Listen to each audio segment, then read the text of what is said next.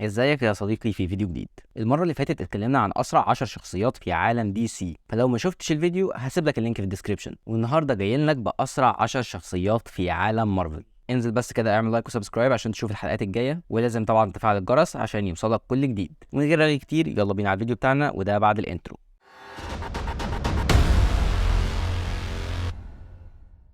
في المركز العاشر معانا ذا بلور. بلور واحد من أقوى أعضاء سكوادرون سوبريم، وبيكسر على طول حاجز الوقت، وهي تعتبر خدعة بيكررها على طول. ساعات بيستخدمها عشان يرتاح في وسط المعركة، وساعات أصلا بينسى المسار اللي المفروض يكون فيه الجدول الزمني بتاعه. بس إن اللي ظهر منه إن واحد من أسرع البشر على الكوكب، واكتسب قوته من الدراسة مع ذا Ancient One اللي هي علامة دكتور سترينج السحر برضه. نيجي بقى للمركز التاسع معانا سبيد ديمون. جيمس ساندرز في البداية كان كيميائي متعصب.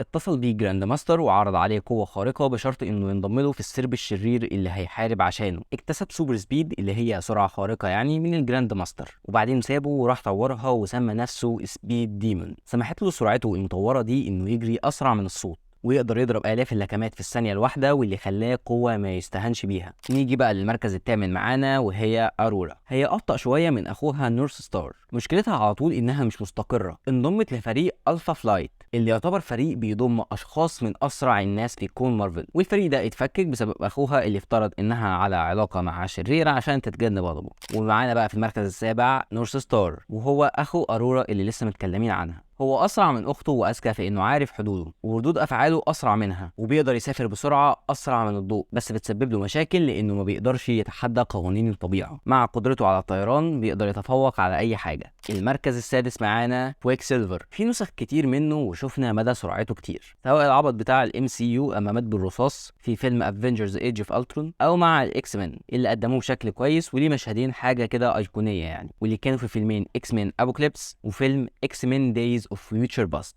تكيف نسخة الكوميكس مع سرعته بعظام ومفاصل أكتر صلابة، وبتتحرك بشكل سلس أكتر. بيقدر يجري على المباني وعلى المية وقفزاته البعيدة، لكنه بيطير لمسافات قصيرة. بيقدر يجري بسرعة 10 أضعاف سرعة الضوء، وبيقدر ينقل نفسه خلال الأجسام الصلبة لما يتحرك بسرعة كافية. في المركز الخامس معانا خوست رايدر. في كون موازي جوني بليز ما كانش عنده دراجة نارية اللي هي الموتوسيكل يعني، وكان معروف باسم خوست رانر. بدل من الموتوسيكل كان بيستخدم قوته الشيطانيه للجري بسرعه كبيره جدا. السرعه الشيطانيه دي قدرت تحارب بلور اللي قلناها في المركز العاشر وبتهزمه كمان. حتى الاصدارات الكونيه من خوست رايدر بتقدر توصل لسرعات كونيه عاليه جدا باستخدام اي حاجه هيركبها. في المركز الرابع معانا ماكاري. في الكوميكس هو راجل مش ست زي ما اتقدم في الام سي يو. بيشتهر ماكاري من الايترنالز بسرعته وميله للجري في كل مكان، بيعدي سرعه الضوء طبعا. تكوين جسمه انه ايترنال خالد يعني، والتكوين ده بيسمح له انه يجري بسرعات بتتعارض مع قوانين الفيزياء، حتى ان ساعات بيضحي بقدرات تانية عشان يجري اسرع. المركز الثالث معانا بقى فاست فورورد. ظهر رجل غامض قبل تنظيم سباق كوني بين المتسارعين لتحديد الشخصيه الاسرع، بس كان فاقد الذاكره. الاسم الوحيد اللي كان فاكره بيريد الين. ادعى انه عنده صحاب وزوجه وكان لازم يجري بسرعه عشان ينقذ عالمه. المهم اكتشفوا ذا رانر، وهنعرف مين ذا رانر دلوقتي. المهم يعني هو دعاه للمشاركه في السباق اللي كان بينظمه، وكسب كتير من المتسابقين، وتم اعلانه انه اسرع رجل على قيد الحياه. ما قدرش برضه للاسف يسترجع ذكرياته وخد اسم فاست فورورد.